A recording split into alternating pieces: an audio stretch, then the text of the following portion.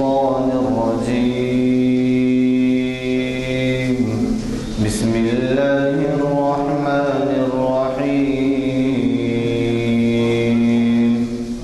إن الذين آمنوا وعملوا الصالحات كانت لهم جنات الفردوس نزلا خالدين فيها لا يبغون عنها حولا قل لو كان البحر مدادا لكلمات ربي لنفد البحر قبل أن تنفد كلمات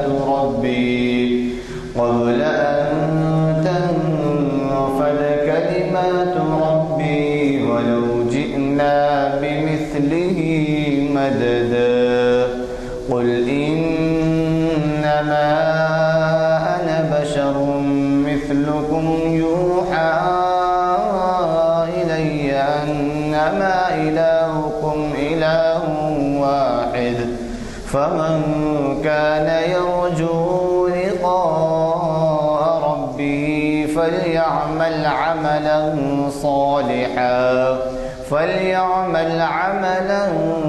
صالحا ولا يشرك بعبادة ربه أحدا صدق الله العظيم. آج اسلامی شریعت انفارمیشن کی سروس کا آغاز مرکزی ہال میں ہو رہا ہے، جس کو مولانا حافظ محمد صاحب کمال قادر ہمیشہ کی طرح مخاطب فرمائیں گے. آپ کی شخصیت محتاج تعارف نہیں ہے. یہ ابتدائی سے جب سے شریعت انفارمیشن سروس کا آغاز ہوا آپ برابر اس محفل میں شرکت فرما رہے ہیں اور ہم کو مختلف عنوانات کے لحاظ سے ہم کو فیضیاب کر رہے ہیں. نہ صرف آپ کا یہاں پر ہی آپ کے جلسوں میں شریک ہوتے ہیں، بلکہ ماہ رمضان مبارک میں بھی آپ کے مسلسل نماز اور خطبات بعد تراویح منعقد ہوتے ہیں، جس کو بہت سے لوگ استفادہ کرتے ہیں. یہ شریعت انفارمیشن سروس کا قیام ابتدائی سے جب شروع ہوا تھا تو مولانا نے اس کا افتتاح کیا اور آپ کا مضمون اس وقت جہاد پر تھا. اس کے بعد سے مسلسل مختلف مضامین پر آپ مخاطب کرتے رہے اور یکتاء علماء میں سے آپ کا شمار بہت بڑا ہوتا ہے، کیونکہ آپ قرآن و حدیث سے ہٹ کر کوئی بات نہیں کرتے. ہم لوگ خوش قسمت ہیں کہ ہم کو ایسے عالم سے سننے کا موقع مل رہا ہے. میں ادباً گزارش کرتا ہوں کہ وہ اسٹیج پر تشریف لائیں. اور آج کا عنوان ہے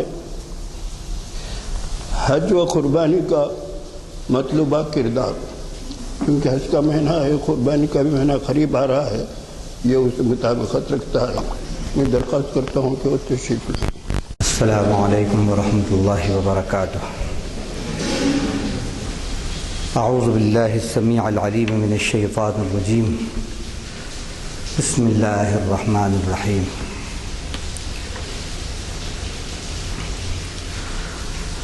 الحمد للہ رب العالمین الرحمن الرحیم مالک یوم الدین والصلاة والسلام علی سیدنا محمد وآلہ وصحبہ اجمعین ومن تبعهم بإحسان إلى يوم الدين.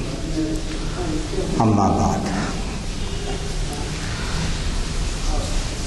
قال الله جل وعلا في كتابه المجيد: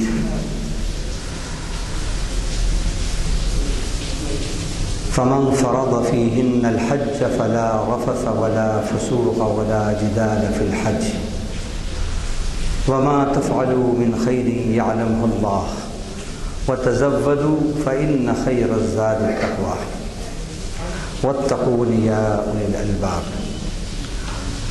صدق اللہ العظیم. شریعت انفارمیشن سروس کی نشست نمبر 771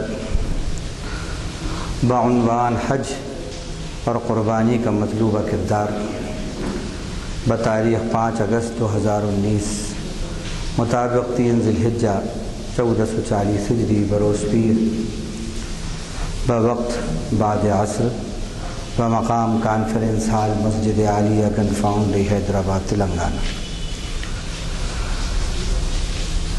جیسا کہ آپ نے ابھی سنا کہ آج کی نشست کا عنوان حج اور قربانی کا مطلوبہ کردار ہے۔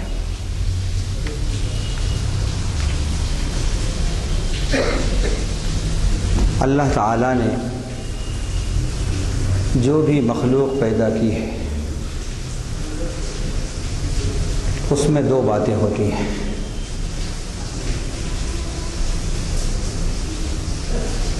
ایک اس کا جسم ہوتا ہے، ایک اس کی روح ہے۔ یہی معاملات عبادات کے بھی ہیں۔ حج اور قربانی یہ اللہ کی عبادتوں میں سے ایک عبادت ہے،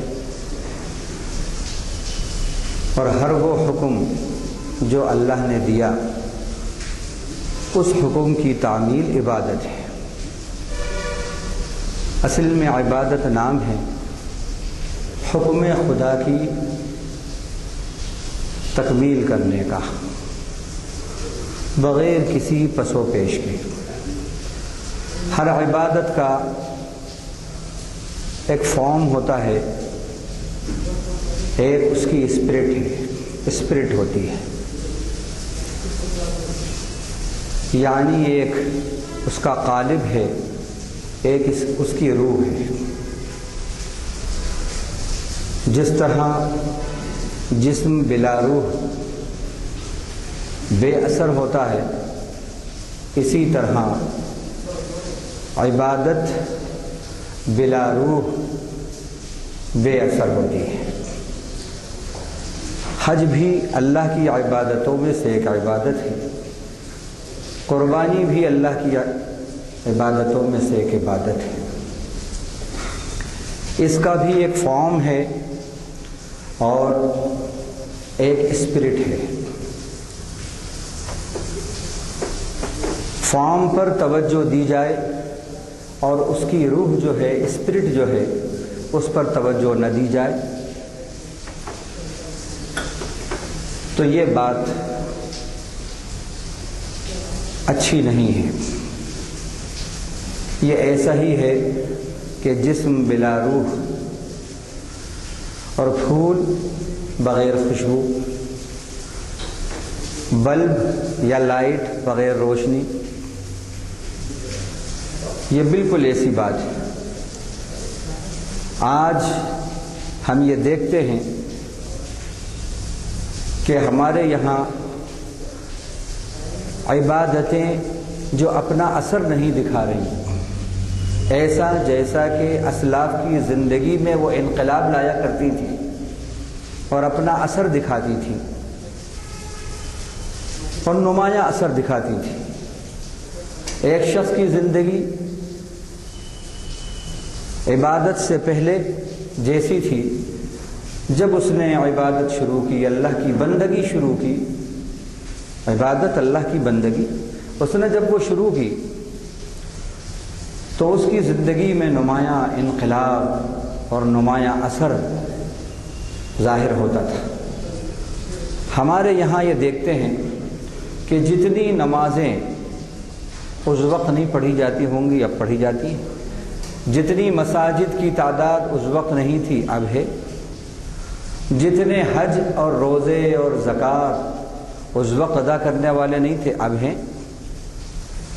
لیکن جتنا ایمان اس وقت طاقتور تھا اسلاف کے یہاں، وہ ایمان، وہ تقوی اپنی اس طاقت کے ساتھ اور قوت کے ساتھ نہیں ہے۔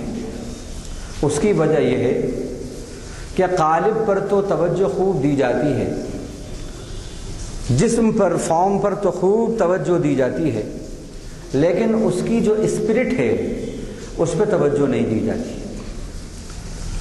اور ظاہر ہے اگر ایک شیر ہے لیکن مردہ شیر ہے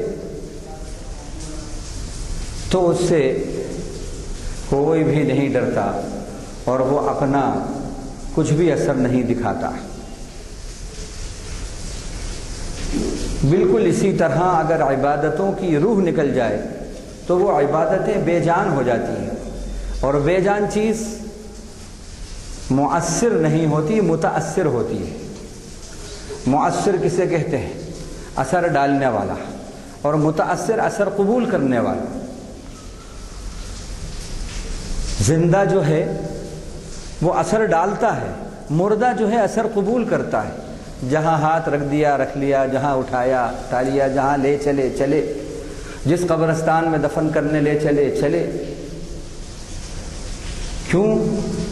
کہ روح نہیں ہے، اس لیے وہ متاثر ہو گیا۔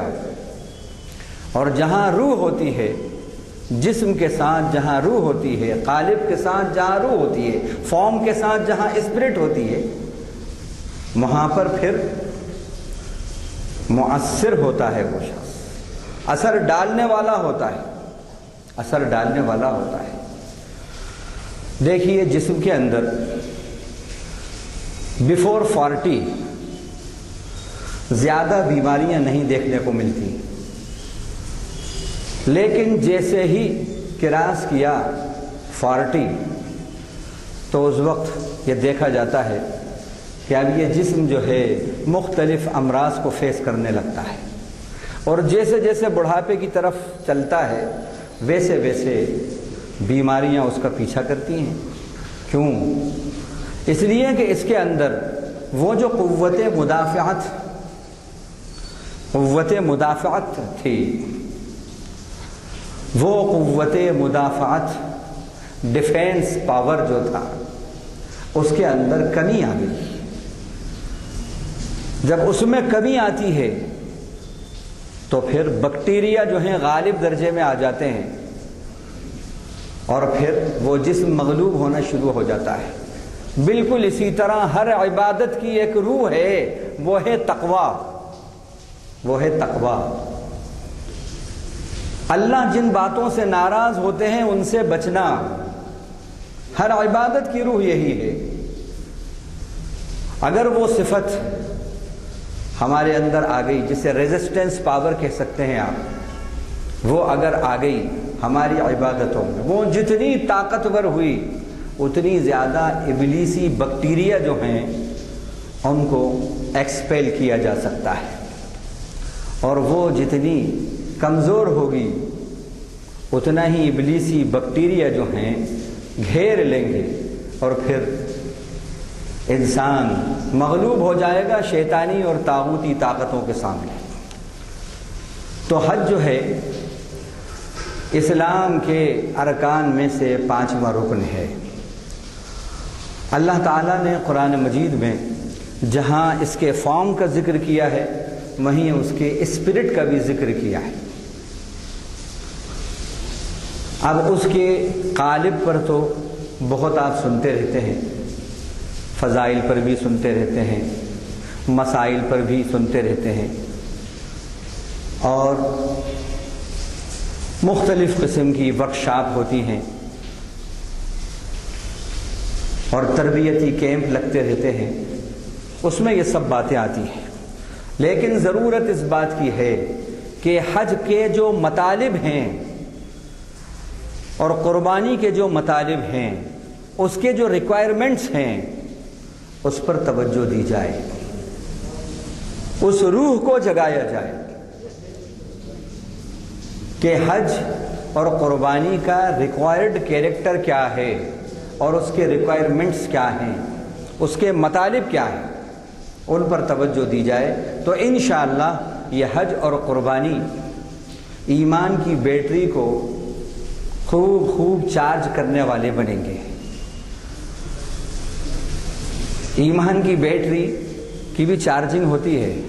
یہ اللہ نے عبادتیں، روزہ، زکوٰۃ، حج، نماز، تلاوت، ذکر اذکار، یہ سب کیا ہے؟ ایمان کی بیٹری کو چارج کرنا ہے، چارج کرنا ہے۔ تو اس سلسلے میں اللہ تعالیٰ نے حج سے متعلق جو بات اپنی کتاب پاک کے اندر بیان فرمائی، فرمایا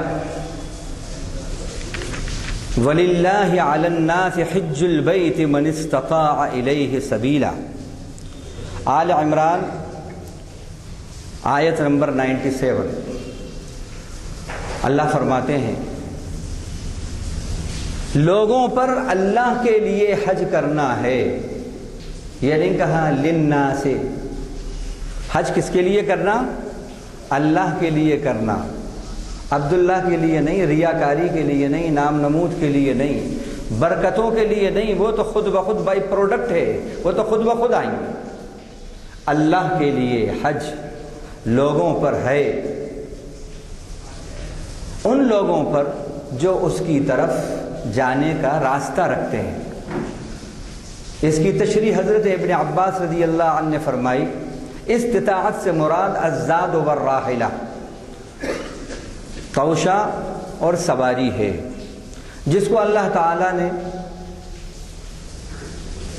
سواری کا انتظام جس کے لیے کر دیا، آسانی سے جا سکتا ہے، آ سکتا ہے، راستے کے جو خرچ ہیں سواری کے وہ پورا اٹھا سکتا ہے، جانے آنے کے سفر میں جن جن چیزوں کی ضرورت ہے بآسانی ان کو وہ حاصل کر سکتا ہے، اپنے اہل و عیال کے لیے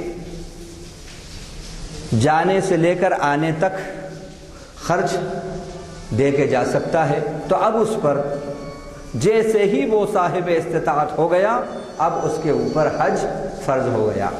اللہ کے نبی نے فرمایا کہ استطاعت کے بعد جو حج میں تاخیر کرے اور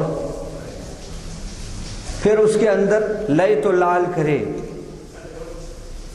تو میں بری ہوں اس بات سے کہ وہ نصرانی ہو کر مرے یا یہودی ہو کر مرے یا مجوسی ہو کر مرے۔ اتنی سخت وعید ہے۔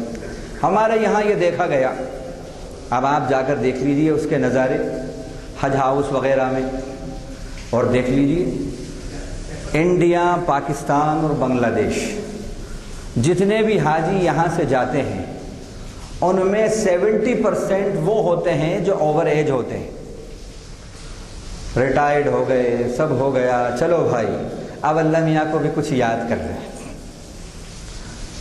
میں غلط کہہ رہا ہوں تو آپ جائزہ لے لو۔ اللہ میاں کو بالکل آخر میں خوب انجوائمنٹ اور انٹرٹینمنٹ کرنے کے بعد پھر اب فرصت کے لمحات میں الحاج بننے کی فکر ہوتی ہے۔ نہیں، جیسے ہی استطاعت ہو اول وقت کے اندر اس فریضے کی ادائیگی ہو جانا چاہیے۔ یہ بات۔ دوسری بات فرمایا اتم الحج والعمرۃ للہ، حج اور عمرہ اللہ کے لیے کرو، حج اور عمرہ اللہ کے لیے کرو۔ سورہ بقرہ آیت نمبر 196، اس میں اللہ کیا فرما رہے ہیں؟ حج کی روح بتا رہے ہیں، حج کی روح۔ حج اور عمرے کو پورا کرو، کس کے لیے؟ اللہ کے لیے، نام نمود کے لیے نہیں۔ جا رہے ہیں تو زبردست تصویر آ رہی ہے، آ رہے ہیں تو زبردست گل پوشی کے ساتھ، گلوں کے ساتھ تصویر آ رہی ہے، نہیں، اللہ کے لیے اخلاص کے ساتھ کہ رضوان من اللہ اکبر، اللہ خوش ہو جائے، اللہ راضی ہو جائے، شکرانے کے ساتھ، اخلاص کے ساتھ یہ فریضہ ادا ہونا چاہیے۔ یہ حج کی روح ہے کہ اس میں اخلاص ہو۔ اسی طرح تیسری بات یہ ہے کہ اللہ طیب ولا یقبل الا الطیب، فرمایا اللہ پاک ہیں اور پاکیزہ چیز کو پسند کرتے ہیں۔ حج جن پیسوں سے ہو وہ پاکیزہ کمائی سے ہونا چاہیے۔ یہ نہیں کہ پہلوان صاحب ہفتے اور مہینے وصول کرتے ہیں، اب اس پیسے سے حج کرنے جا رہے ہیں پہلوان صاحب، اس پیسے سے عمرہ کرنے جا رہے ہیں، نہیں، بالکل نہیں۔ اللہ طیب ہے اور طیب کو پسند کرتا ہے، پاک ہے، پاکیزہ چیز کو پسند کرتا ہے، اس کا بھی خیال رکھا جائے۔ بہت سے لوگ ہیں کہ جو اس میں کوتاہی کر دیتے ہیں. پاکیزہ کمائی کسب حلال سے حج ہونا چاہیے، اس کا بھی خیال رکھا جائے. اسی طرح اللہ تعالیٰ نے فرمایا حج کا مطلوب کردار سے متعلق سورہ حج آیت نمبر 196 کے اندر ہی اللہ فرماتے ہیں، جو آیت میں نے پڑھی، الحج اشہر معلومات فمن فرض فیہن الحج فلا رفث ولا فسوق ولا جدال فی الحج وما تفعلوا من خیر یعلمہ اللہ وتزودوا فإن خیر الزاد التقوی واتقون یا اولی الالباب. حج معلوم مہینوں کے اندر ہے، لہذا اس نے یعنی اللہ نے جس پر حج فرض کر دیا ہے، تو اب حج کے اندر ان باتوں کا خیال رہے، فلا رفث ولا فسوق ولا جدال فی الحج. حج میں کوئی شہوت کی باتیں، کوئی سیکسول باتیں وہ نہیں ہوں، سیکسی باتیں نہ ہوں، اور لڑائی جھگڑے کی باتیں نہ ہوں، گناہوں کی باتیں نہ ہوں. وَتَزَوَّدُوا فَإِنَّ خَيْرَ الزَّادِ التَّقْوَىٰ، اور توشہ لے لیا کرو، بہترین توشہ تقوی کا توشہ ہے. کتنی باتیں بتائیں. حج کی روح یہ ہے کہ حاجی کے اندر پاکیزگی آ جائے، اس کے خیالات میں پاکیزگی آ جائے، گناہوں سے پاکیزگی آ جائے، گندی باتوں سے، بد تہذیبی کی باتوں سے پاکیزہ کردار ہو جائے اس کا. لڑائی جھگڑا، لا جدال فی الحج، لڑائی جھگڑے سے دور ہو اس کی زندگی، سلجھی ہوئی اس کی زندگی شائستہ زندگی ہو جائے. یہ ہے حج کی روح، یہ ہے حج کا کردار، حاجی کا کردار. اور تقوی کا توشہ جب وہاں سے واپس آئے تو تقوی کا توشہ اپنے ساتھ لے کر آئے. لیکن ہم لوگ، ہمارے حاجی 90% پیور گولڈ کا توشہ لے کے آتے ہیں. کوئی یہ توشہ لے کر آتے ہیں، کوئی وہ توشہ لے کر آتے ہیں، کوئی وہ توشہ لے کر آتا ہے. قرآن کہہ رہا ہے اے حاجیوں، حج سے واپس ہو تو تقوی کا توشہ اپنے ساتھ لے کر آؤ. کون تقوی کا توشہ لے کر آتا ہے؟ یہ ہے اصل حج، کہ آپ وہاں سے آ رہے ہوں تو تقوی کا توشہ آپ لے کر آئے. اور سارے توشوں میں سب سے بہترین توشہ اگر کوئی ہے تو فرمایا وہ تقوی کا توشہ ہے. فَإِنَّ خَيْرَ الزَّادِ التَّقْوَىٰ وَاتَّقُونِ يَا أُولِي الْأَلْبَابِ. اور مجھ سے ڈرو اے عقل والو، اے عقل والو مجھ سے ڈرو. کیا مطلب؟ اللہ تعالیٰ بے وقوفوں کو خطاب نہیں کر رہا، عقل مندوں سے بات کہہ رہا ہے. جہاں پر اسلام کی باتوں کو شعور کے ساتھ اپنایا جائے گا، اسلام کی عبادات کو شعور کے ساتھ جہاں انجام دی جائے گی، وہاں خوف خدا آئے گا ہی آئے گا. اسی لیے اللہ تعالیٰ نے ایڈریس کیا اولو الالباب کو، عقل مندوں. یہی روح ہے، یہی روح ہے. اسی طرح اللہ تعالیٰ آگے فرماتے ہیں فَإِذَا قَضَيْتُم مَّنَاسِكَكُمْ فَاذْكُرُوا اللَّهَ كَذِكْرِكُمْ آبَاءَكُمْ أَوْ أَشَدَّ ذِكْرًا. جب تم اپنے حج کے اعمال ادا کر چکو تو اللہ کو ایسے یاد کرو جیسے اپنے باپ دادے کو یاد کرتے ہو، بلکہ اس سے بھی کہیں زیادہ مزے لے لے کر یاد کرو. دیکھیے باپ دادے کے تذکرے جو آدمی کرتا ہے بہت مزے لے لے کر کرتا ہے. اللہ بخشے میرے دادا ایسے تھے، اللہ بخشے میرے ابا ایسے تھے، اللہ بخشے میرے دادا نے یہ مسجد بنائی، یہ کام کیا، وہ کام کیا. کیسے مزے لے لے کر کرتا ہے. حج کی روح یہ ہے، تقوی کی پہچان یہ ہے کہ بندے کو اللہ کی یاد میں ایسا مزہ آنے لگے جیسے اپنے باپ دادوں کے تذکرے میں مزہ آتا ہے. اگر اس طرح حج کا توشہ لے کر آئے اور حج نے یہ کردار آپ کے اندر پیدا کر دیا کہ اللہ آپ کی زندگی کا کنسرن بن گیا، سول کنسرن بن گیا، تو سمجھ لیجئے کہ آپ کو اس عبادت کی روح مل گئی، روح نصیب ہو گئی، روح نصیب ہو گئی۔ اسی طرح اسی سے متعلق یہ بتاؤں آپ کو، سورہ مائدہ کی آیتیں، اس سورت کے بارے میں یہ آتا ہے، امام احمد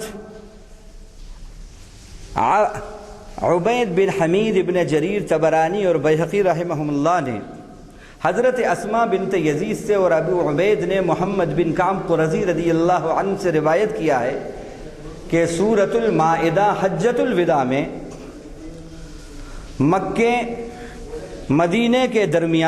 اور مدینے کے درمیان نبی مکرم صلی اللہ علیہ وسلم پر نازل ہوئی سورہ مائدہ۔ اسی سورہ کی کچھ آیتیں جو حج سے متعلق ہیں، اللہ تعالی حاجیوں سے مخاطب ہے کہ اے ایمان والو، ظاہر ہے حج تو ایمان والا ہی کرے گا، غیر ایمان والا تو کرتا نہیں ہے، تو اللہ تعالیٰ ان حاجیوں سے مخاطب یا ایھا الذین آمنو کے الفاظ سے کس طرح ہو رہے ہیں یہ غور فرمایا یا ایھا الذین آمنو اوفوا بالعقود، اے ایمان والو تم اپنے معاہدے، قول و قرار، جو تمہارے معاہدے ہوتے ہیں، جو وعدے ہیں، اس میں سب آ گئے، وہ پورے کرو، وہ پورے کرو۔ اس کے اندر یہ بات معلوم ہوئی کہ اللہ تعالیٰ کو ایسا حج پسند ہے جس حج کے اندر بندہ قول و قرار کا پابند ہو، جو حج آپ کے اندر امانت پیدا کر دے، جو آپ کو قول و قرار کا پابند بنا دے، جو آپ کو عہد کا پورا کرنے والا بنا دے، جو زبان کا سچا بنا دے اور ہاتھ کا پکا بنا دے۔ اور یہ آیت میں نے آپ کو شروع میں ہی ریفرنس دیا، یہ ایمان والوں سے، حاجیوں سے مخاطب ہے۔ اسی طرح فرمایا اسی کے آگے کہ دیکھو اللہ کی جو حلال کردہ چیزیں ہیں، جو اللہ کی یادگاریں ہیں، لا تحلوا شعائر اللہ، اللہ کی یادگاروں کو تم حلال نہ کرنا، یعنی ان کی حرمت کو پامال نہ کرنا۔ انہی میں سے ایک بات بتائی، وَلَا آمِنَ الْبَيْتَ الْحَرَامِ، جو اللہ کے محترم گھر کا قصد کر رہے ہیں، جو حاجی آ رہے ہیں، خبردار ان کی حرمت کو پامال نہ کرنا، انہیں تکلیفیں نہ دینا، ان کی عزتوں کو پامال نہ کرنا۔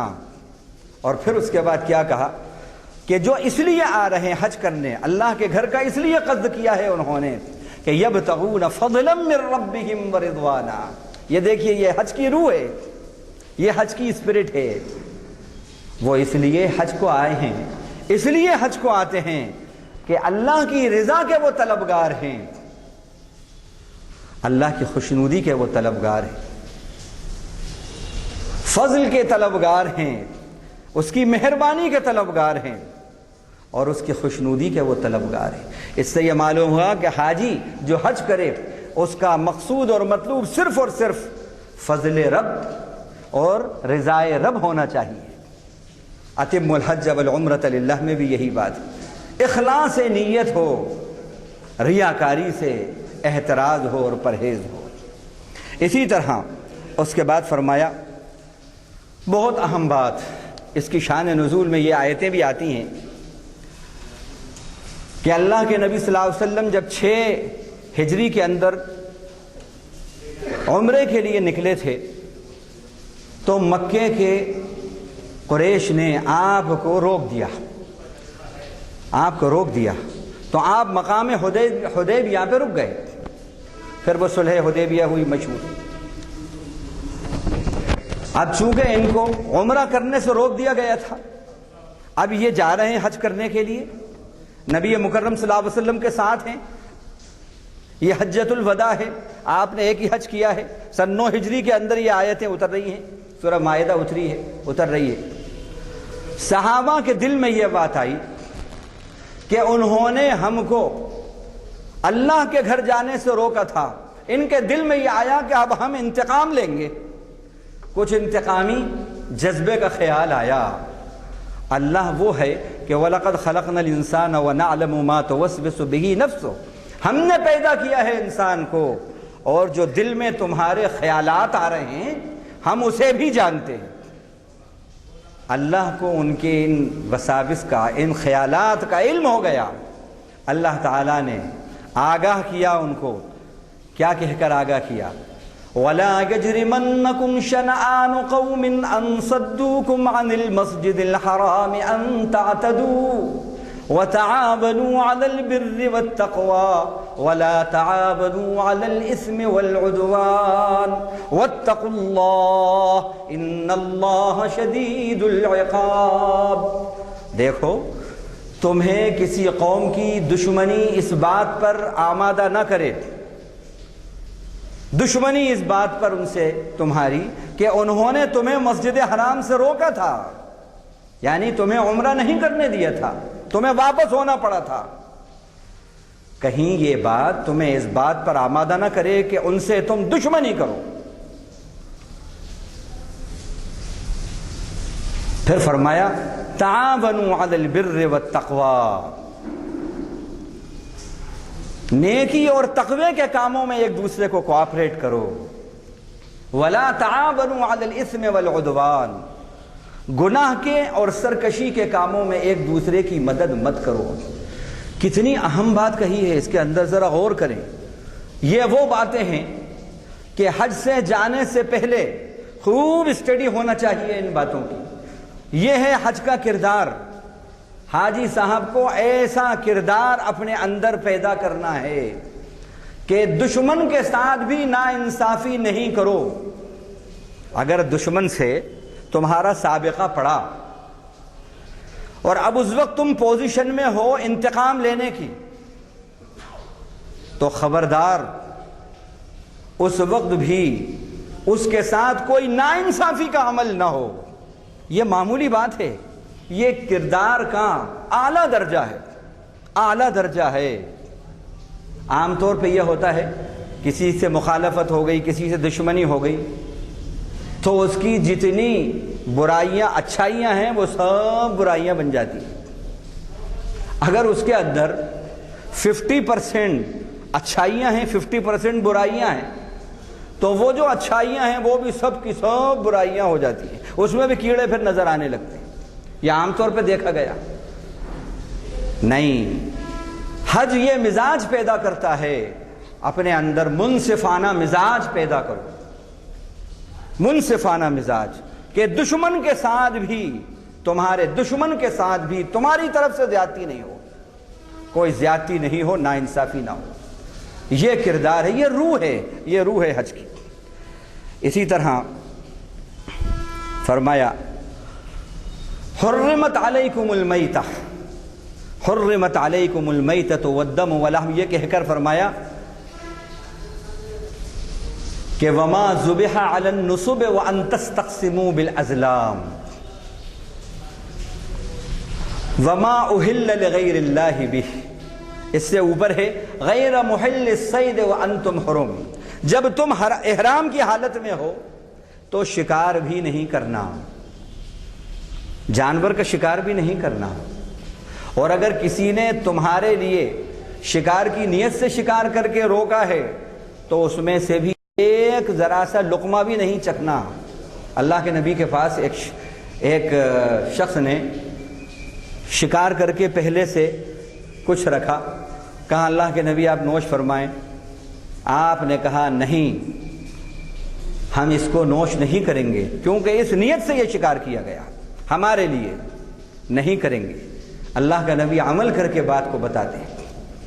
تو اب ذرا غور کریں، اور جس زمانے میں یہ حج ہوتا تھا وہاں پر ہرن، راستوں میں ہرن دکھتے تھے اور شکاری جانور دکھتے تھے، اور عربوں کا آپ کو معلوم ہے کہ ان کے مزاج کے اندر شکار کا شوق تھا۔ حضرت اسماعیل کا تو مشہور واقعہ ہے، ان کے مزاج میں شکار کا شوق تھا، کیونکہ ان کا شکار پر اسی پر گزر بسر ہوا کرتا تھا۔ یہ ایک آزمائش حاجیوں کی ہو رہی ہے کہ کنٹرولنگ پاور تمہارے اندر آئے۔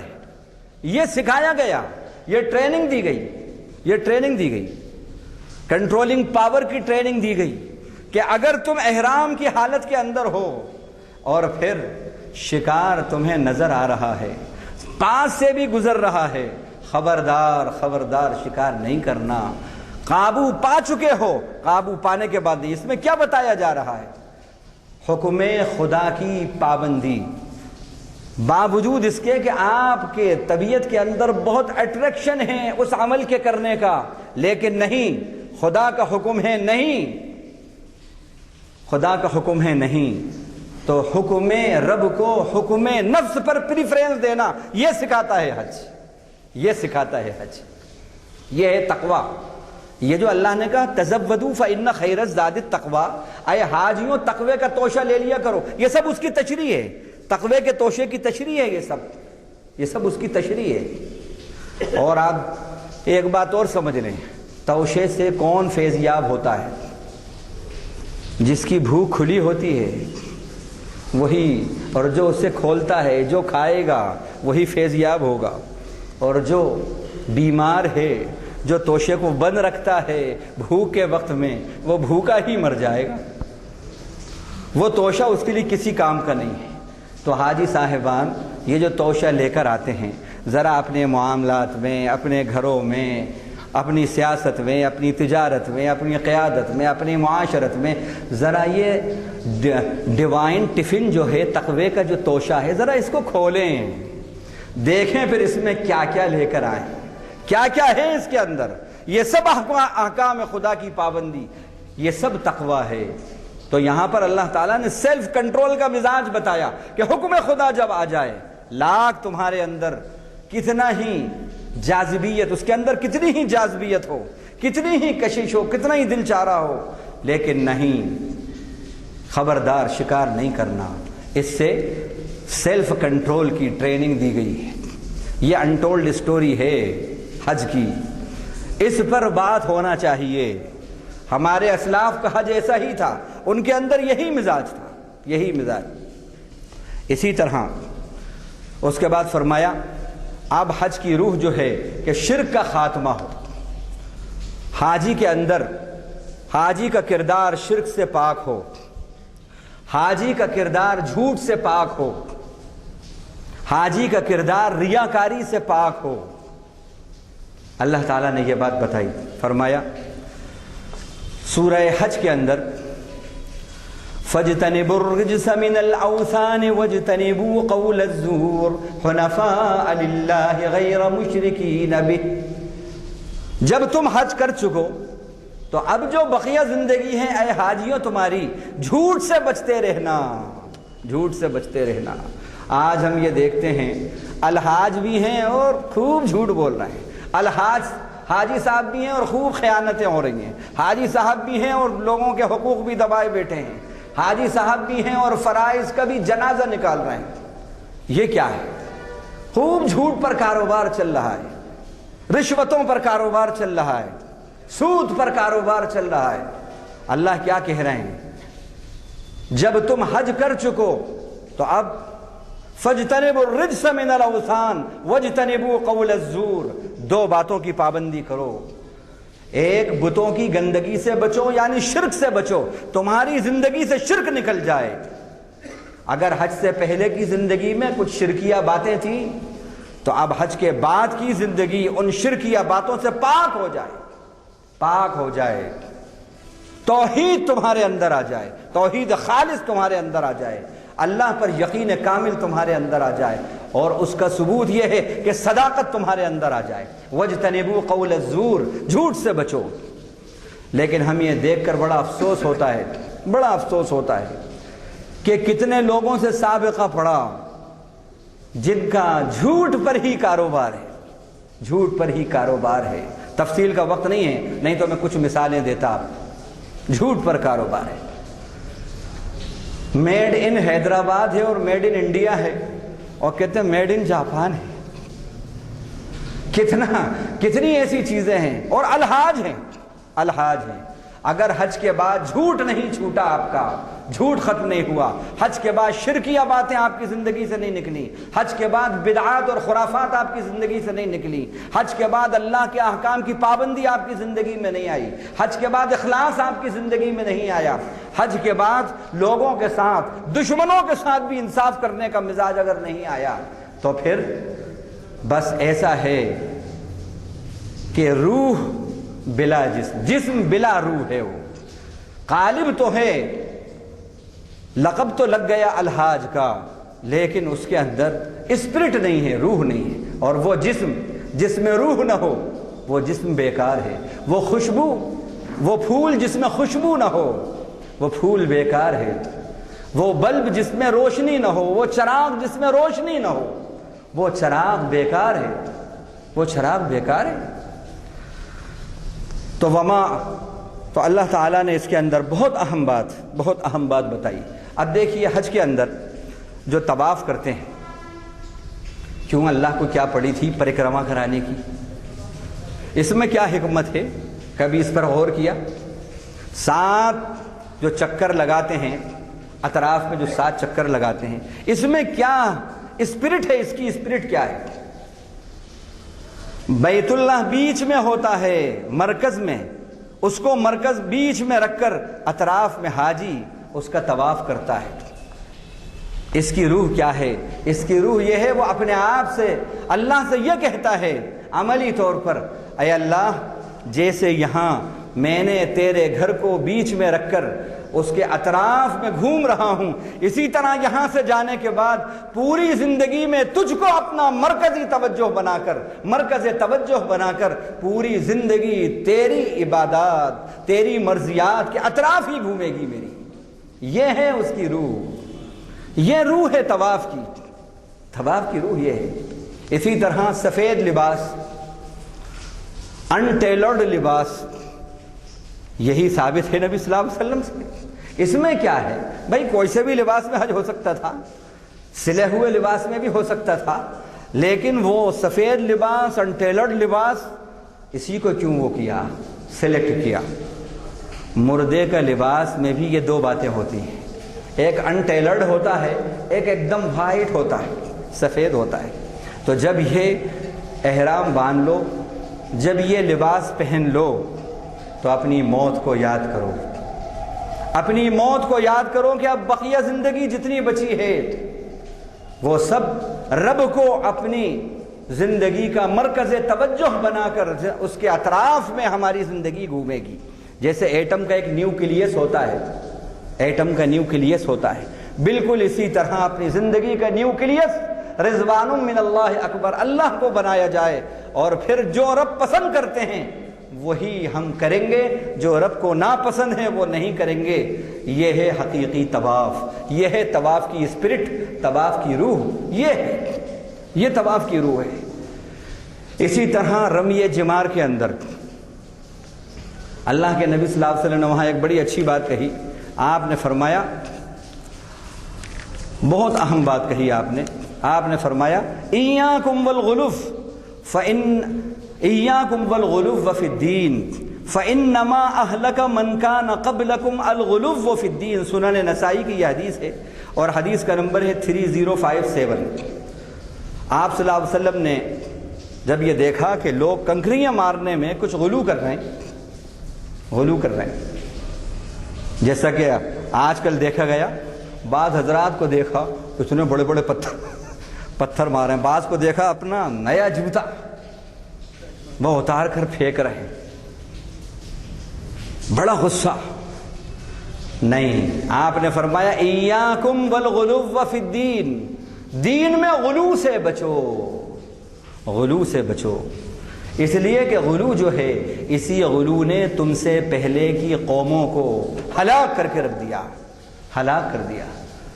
اور جہاں پر غلو آتا ہے، مبالغے آتے ہیں، وہاں سے پھر سنت کی روح نکل جاتی ہے۔ جو عمل سنت کے مطابق ہوگا، حکم خدا کے مطابق ہوگا، اس عمل میں نہ غلو ہوگا نہ مبالغے ہوں گے، وہ عمل اللہ کو مطلوب ہے۔ اور جس عمل میں سنت نہیں ہوگی، حکم خدا نہیں ہوگا، رواج ہوگا، وہاں پر خطرہ ہے غلو کا۔ تو اس میں یہ بات آئی کہ ہماری زندگی کے اندر غلو بھی نہ ہو، ہم اس سے بھی بچیں، ہم اس سے بچیں۔ اسی طرح طواف کے اندر پہلے 3 جو شوط ہے، جو چکر ہیں، ان میں رمل ہوتا ہے۔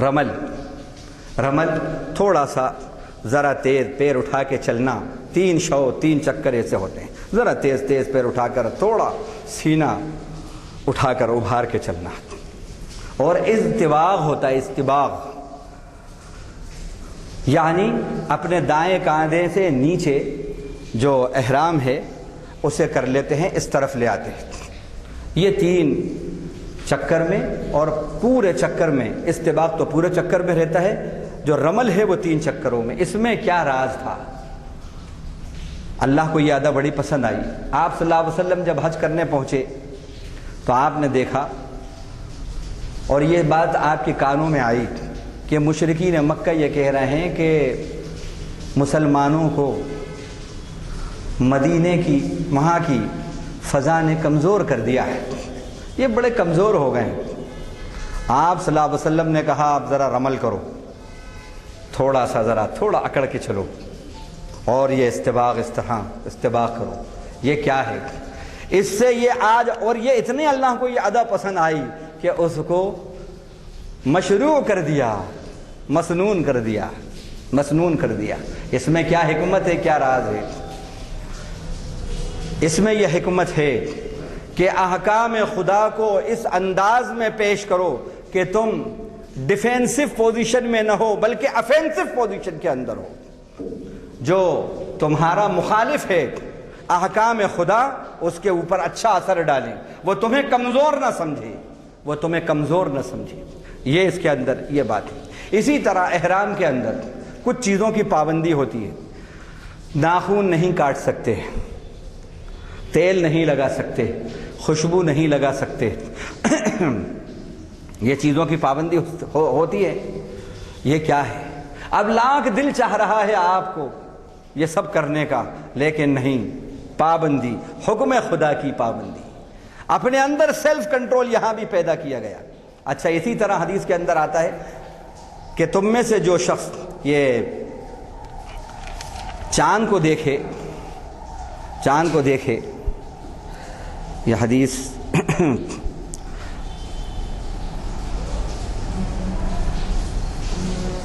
تو اسے چاہیے کہ وہ چاند دیکھنے کے بعد نہ اپنے ناخنوں کو ترشوائے، جو قربانی کر رہا ہے اس کا ارادہ قربانی دینے کا ہے، نہ وہ ناخنوں کو تراشے اور نہ بالوں کو تراشے۔ کیوں؟ ایسی کیا بات ہے؟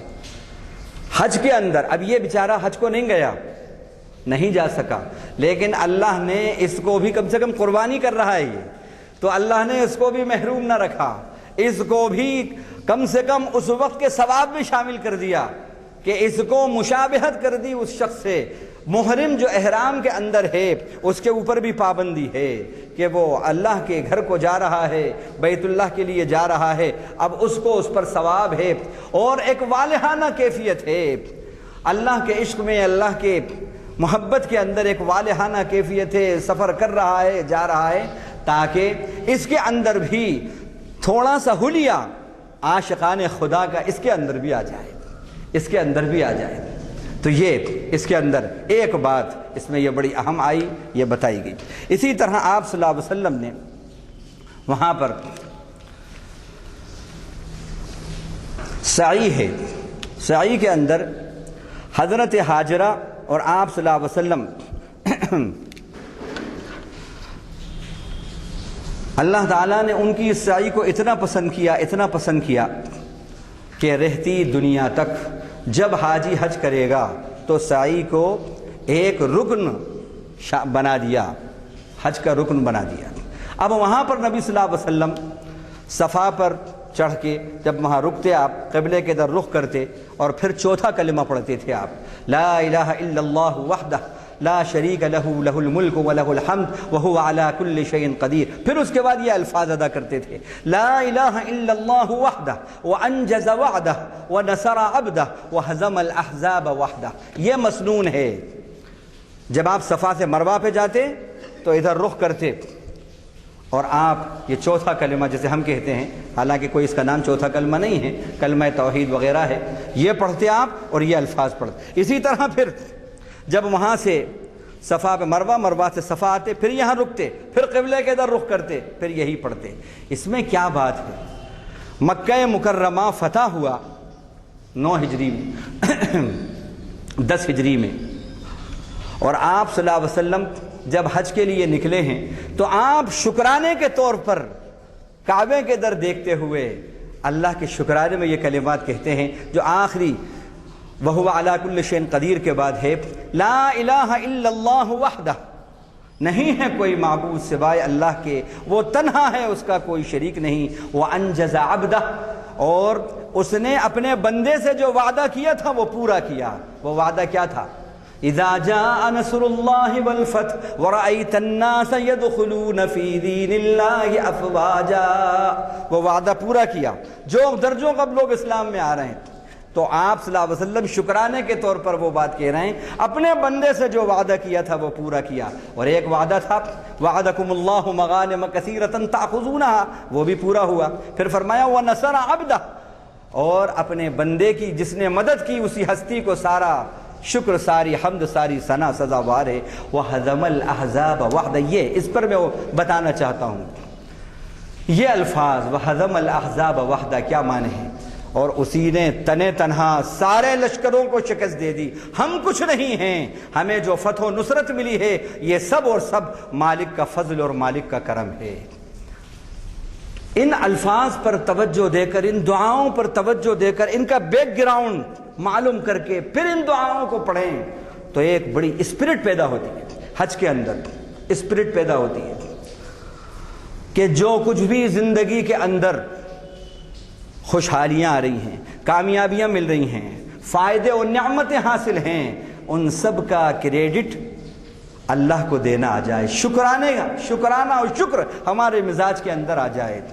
آج ہمارے مزاج کے اندر ریاکاری بہت آ گئی ہے، ریاکاری مزاج میں بہت آ گئی۔ اللہ فرماتے ہیں ما بکم من نعمت فمن اللہ، جو کچھ نعمتیں تمہیں ملی ہوئی ہیں سب اللہ کی طرف سے ہیں، جو نعمت ملے اس کا کریڈٹ اللہ کو دینا، یہ حج پیدا، یہ اسپرٹ حج پیدا کرتا ہے، یہ اسپرٹ حج پیدا کرتا ہے۔ اب اس کے بعد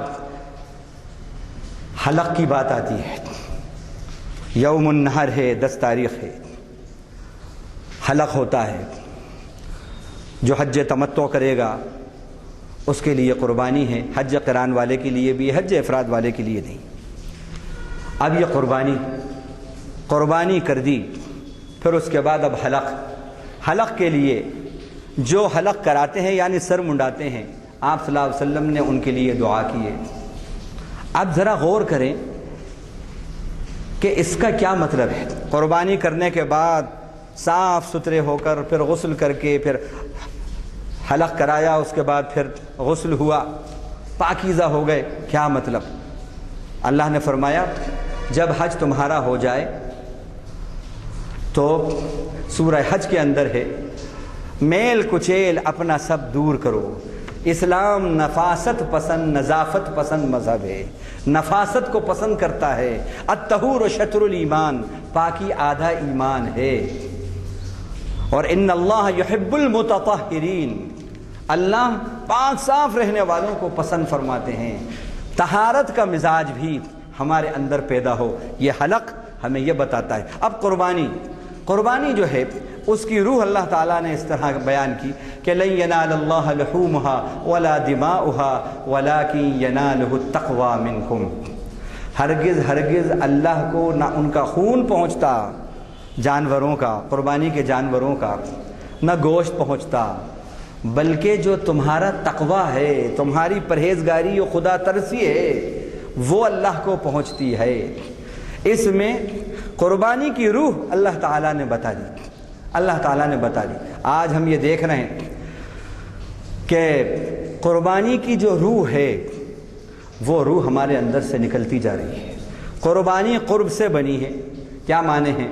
یعنی وہ عمل جو آپ کو اللہ سے قریب کر دے، جو اللہ سے قریب کر دے۔ اور یہ یادگار ہے سیدنا ابراہیم اور اسماعیل کی، اور یہ یادگار ہے حضرت آدم علیہ السلام کے حابیل اور قابیل دو بیٹوں کی قربانی تو جب سے ہی شروع ہو گئی. قربانی تو آدم علیہ السلام کے زمانے سے جب سے ہی شروع ہے، جب سے ہی مشروع ہے. حابیل اور قابیل کی قربانی ہے نہیں ہے. چھوٹے بھائی کی قربانی اللہ نے قبول کر لی. بہت اچھا تن و من تندرست بہترین دمبا اس نے اللہ کے راستے میں دیا، وہ قبول ہو گیا. اور بڑے بھائی نے گیہوں کی چند سوکھی آدھی سوکھی آدھی اچھی بالیں وہ پیش کری، وہ بھی بڑے اداس دل سے. اللہ نے اس کو ریجیکٹ کر دیا. اس زمانے میں یہ تھا قربانی کی مقبولیت کی بات کہ تأکلہ النار، جو بھی قربانی دی جاتی تھی جس کو حکم ہوتا تھا قربانی کا، اس شے کو قربانی کی چیز کو رکھ دیتے تھے میدان میں. آگ اترتی تھی اس کو کھا لیتی تھی.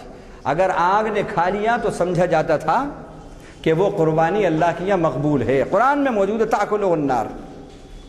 اور جس کو آگ نے نہیں کھایا تو سمجھتے تھے اسے قربانی قبول نہیں ہوئی. حابیل کی قربانی قبول ہو گئی، قابیل کی قبول نہیں ہوئی. حابیل چھوٹا بھائی ہے، قابیل بڑا بھائی ہے. بس اب وہ دشمن ہو گیا، وہ دشمن ہو گیا. اس نے کہا کہ میں تجھے قتل کر دوں گا. تو اس نے کیا کہا چھوٹے بھائی نے؟ لئن بسطت الی یدک لتقتلنی ما انا بباسط یدی الیک لاقتلک انی اخاف اللہ رب العالمین. اور پھر ایک بات اور کہی، اذ قربا قربانا فتقبل من احدهما ولم يتقبل من الاخر قال لاقتلنك قال انما يتقبل الله من المتقین. بھائی جان، قربانی متقی لوگوں کی قبول ہوتی ہے، جن کے اندر پرہیزگاری ہوتی ہے. اللہ جن باتوں سے ناراض ہوتے ہیں، جو ان سے بچتے ہیں، اور جن سے اللہ خوش ہوتے ہیں، جو وہ کرتے ہیں، ایسے مزاج والوں کی قربانی اللہ قبول کرتا ہے. اللہ قبول کرتا ہے. تو قربانی کی روح جو ہے وہ تقویٰ ہے. حضرت ابراہیم علیہ السلام نے اپنے بیٹے کی قربانی دی. یہ معمولی بات نہیں تھی. 80 اور 86 سال کے اندر دعاؤں سے اللہ سے دعائیں مانگی اس بیٹے کی، اور پھر وہ بیٹا 80 یا 86 سال کے اندر عطا ہوا. اور پھر ایسا فرما بردار اور لائق بیٹا، حکم ہوا قربان کر دو. اور وہ بھی خواب کے اندر، اور نبی کا خواب وہی ہوتا ہے. آپ انتظار کرتے. حضرت اسماعیل جو ہیں بچے ہی تو تھے، 10-12 سال کا بچہ ہی کہلاتا ہے. آپ سے پوچھتے ہیں اے میرے بیٹے، میں دیکھ رہا ہوں کہ میں تجھ کو خواب میں ذبح کر رہا ہوں. کہہ سکتے تھے ابا جان خواب ہی تو ہے، خواب ہی تو ہے، ذرا ٹھہریے ابا جان غور کر لیجئے، کچھ بھی کہہ سکتے تھے. اچھا ان کے پاس وقت بھی تھا، بھاگ بھی سکتے تھے، یا اپنی امی جان سے کہہ سکتے تھے، ماں سے کہہ سکتے تھے ماں ابا جان نے ایسا ایسا کہا مجھ سے. نہیں، کوئی شکوہ نہیں، کوئی شکایت نہیں، کوئی کمپلینٹ نہیں، کوئی کمپلینٹ نہیں. ادھر کہاں اور ادھر فوراً کیا کہا؟ انہوں نے کہا اے ابا جان، اے بیٹے میں تجھے دیکھ رہا ہوں، فی المنام انی اذبحک فانظر ماذا تری. قال یا ابت افعل ما تؤمر. اے ابا جان جو حکم مل رہا ہے کر گزریے، ان قریب آپ مجھ کو اللہ اگر چاہیں گے تو صبر کرنے والوں میں پائیں گے. آپ غور کریں، اس وقت تو کوئی ان کے سامنے دمبا نہیں تھا، پہلے سے تو علم نہیں تھا ان کو. میں نے اس سے پہلے بھی یہ بات بتائی تھی کہ حضرت ابراہیم اپنے بیٹے اسماعیل کو لے کر جا رہے ہیں تو جبریل نے کان میں آ کر کہہ دیا ہو اے اسماعیل، اے ابراہیم فکر مت کرو، تمہارے بیٹے کو چھری ذبح نہیں کرے گی. اور اسماعیل کو بھی تسلی دے دی ہو فکر مت کرو تمہارا کچھ نہیں ہوگا، میں دمبا لے کے آ جاؤں گا. ایسی کیا پیشگی طور پر ان کو انفارمیشن، فردر انفارمیشن مل گئی تھی تو بڑے مطمئن ہو گئے، لے کر چل رہے ہیں. نو انفارمیشن، نو کنفرمیشن، نو ایفرمیشن، اس کے بعد بھی ٹوٹل سبمیشن، ٹوٹل ڈیووشن. یہ ہے حکم خدا، یہ ہے قربانی کی روح. اسی کو اللہ نے کہا اذ قال له ربه اسلم قال اسلمت لرب العالمین. جب رب نے ان سے کہا آپ اس حکم کو مانیے، انہوں نے کہا میں نے مانا اللہ آپ کے حکم کو جو تمام جہانوں کا پالنہار ہے، یہ ہے صفت اسلام، حکم خدا کو پورا کرنا، اللہ کا حکم بس وہ پورا ہو۔ قربانی تو یہ ایک سمبل ہے، ایک سمبل ہے، اس پر اللہ ہمیں ثواب عطا کر رہے ہیں، لیکن حقیقت میں اللہ جس بات کو کہہ رہے ہیں آپ کا دل چاہ رہا ہے اسے کرنے کو، اپنی خواہش کی، اپنے جذبے کی وہ قربانی دیجیے۔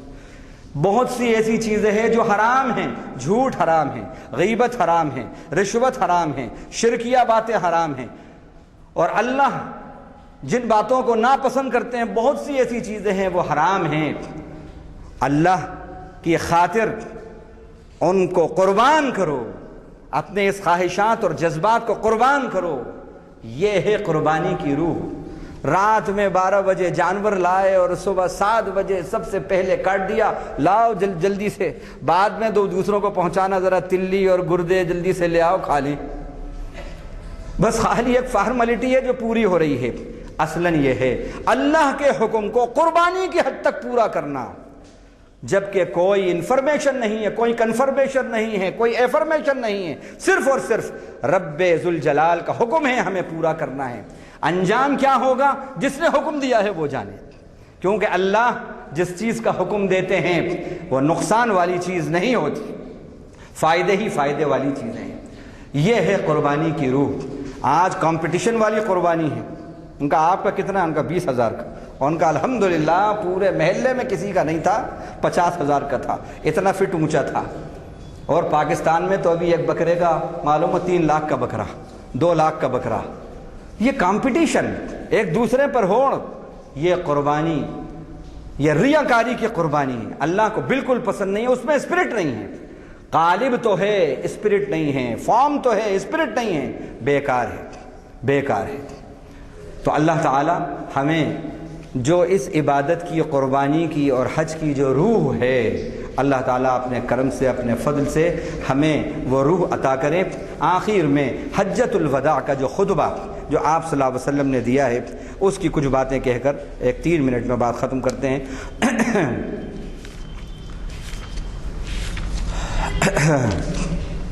یہ جو خطبہ آپ صلی اللہ علیہ وسلم نے دیا ہے یہ بہت ہی اہم خطبہ ہے۔ آپ نے اس میں فرمایا، پوچھا، میں پورا اس کا شارٹ بتا رہا ہوں، آپ نے کہا، صحابہ سے پوچھا یہ دن ایو یوم ھذا، یہ کون سا دن ہے؟ صحابہ نے کہا محترم دن ہے، یوم حرام یعنی محترم دن۔ ایو بلد ھذا، یہ شہر کون سا ہے؟ بلد حرام، محترم شہر ہے۔ ہاں یہ پوچھا، پھر اس کے بعد کہا کہ یہ دن کون سا ہے؟ فرمایا یوم النحر ہے۔ پھر اس کے بعد کہا کہ فَأَيُّ شَهْرٍ هَذَا، یہ مہینہ کون سا ہے؟ کہا کہ یہ شہر حرام ہے، ذوالقعدہ، ذوالحجہ، محرم اور رجب، یہ تو کہا کہ یہ محترم مہینہ ہے۔ اس کے بعد آپ نے کیا فرمایا؟ یہ سنیں، یہ ہے روح۔ فرمایا فَإِنَّ دِمَاءَكُمْ وَأَمْوَالَكُمْ وَأَعْرَاضَكُمْ عَلَيْكُمْ حَرَامٌ لِحُرْمَةِ يَوْمِكُمْ هَذَا فِي يَوْمِكُمْ هَذَا۔ جس طرح تمہارے اوپر آج تم احترام جیسے کر رہے ہو، مالوں کا، جان کا احترام، اس شہر کا احترام اور اس دن کا احترام، اس مہینے کا احترام، اسی طرح تمہارے مال، ایک دوسرے کے مال، ان کی جانیں، ان کی آبرو اور عزت بھی تمہارے اوپر حرام ہے کہ تم کسی کی بے عزت کرو، کسی کو ڈسگریس کرو، کسی کے مال جو ہے ناجائز طور پر دغل فصل سے لو۔ یہ بھی اسی طرح محترم ہے جیسے ان چیزوں کے اندر احترام محترم ہے، یہ چیزیں یہ بھی محترم ہیں۔ اس کے بعد آپ نے بانیوں کے ساتھ حسن سلوک کی وصیت کی، غلاموں کے ساتھ جو تمہارے ماتحتین ہیں ان کے ساتھ حسن سلوک کرنا، اس کی آپ نے تلقین کری، اس کی تلقین کری۔ اور اس کے بعد پھر کہا کہ جو سننے والے ہیں، جو میری باتوں کو سن رہے ہیں، وہ ان تک میرا پیغام پہنچا دیں۔ فَلْيُبْلِغُ الشَّاهِدُ الْغَائِبُ، اور کہا دیکھو میرے بعد کہیں اللہ کے نافرمان نہ ہو جانا۔ اور پھر کہا الا کل امر من امور الجاہلیہ، سن لو جتنے زمانہ جاہلیت کی باتیں تھیں آج میرے پیروں کے نیچے سب رونتا ہوں میں، اور ان میں سے النوحہ من امر الجاہلیہ، یہ ماتم کرنا، سینہ کو بھی کرنا، کپڑے پھاڑنا، یہ زمانہ جاہلیت کی سب باتوں میں سے ہے، میں اس کو ختم کرتا ہوں۔ اور سود، سب سے پہلے سود بھی حرام، اور سب سے پہلے میں ابن عباس کا، جو آپ کے چچا ہیں عباس، ان کا بڑا سودی کاروبار تھا، آپ نے کہا سب سے پہلے میں وہ کاروبار کا جو بھی سود تھا اسے ختم کرتا ہوں۔ عمل کر کے آپ نے کہا میں اس کو ختم کرتا ہوں۔ اسی طرح آپ نے فرمایا، اسی میں یہ بات بھی ہے کہ آپ چل رہے ہیں اونٹنی پر، کچھ آوازیں سنی آپ نے کہ لوگ اپنے کچھ اونٹوں کو دوڑا رہے ہیں اور شور شرابہ، تو آپ نے اس پر یہ جملہ کہا، اے لوگوں، ایھا الناس علیکم بالسکینہ، اے لوگوں وقار سے چلو، وقار سے ادائیگی کرو، وقار سے حج کے ارکان ادا کرو۔ کیوں کہ اللہ تعالی، یہ نیکی نہیں ہے، کسی کو تکلیف دینا نیکی نہیں ہے، اور اونٹ دوڑانا اور شور شرابے کرنا یہ نیکی نہیں ہے، وقار کے ساتھ، بردباری کے ساتھ چلنا یہ نیکی ہے۔ اور اس میں آپ نے بہت سی اور بھی نصیحتیں کی تھیں، وصیتیں کی تھیں، لیکن چونکہ وقت اب اجازت نہیں دیتا، بس یہاں پر اسی بات کو ختم کرتے ہیں۔ سود کی حرمت تھی۔ اسی طرح یہ فرمایا کہ میں تمہارے اندر دو بھاری چیزیں چھوڑے جا رہا ہوں، ترکت فیکم الثقلین، دو بھاری چیزیں چھوڑے جا رہا ہوں، ما ان تمسکتم بہما لن تضلوا بعدی ابدا، کتاب اللہ و سنتی۔ دو بھاری چیزیں اگر تم نے ان کو تھامے رکھا تو تم گمراہ نہیں ہوگے، ایک اللہ کی کتاب، ایک میری سنت۔ یہ چند باتیں تھیں۔ اللہ تعالیٰ اپنے کرم سے کہنے والے کو بھی عمل کی توفیق دے، سننے والے بھائیوں کو بھی۔ وآخر دعوانا الحمدللہ رب العالمین۔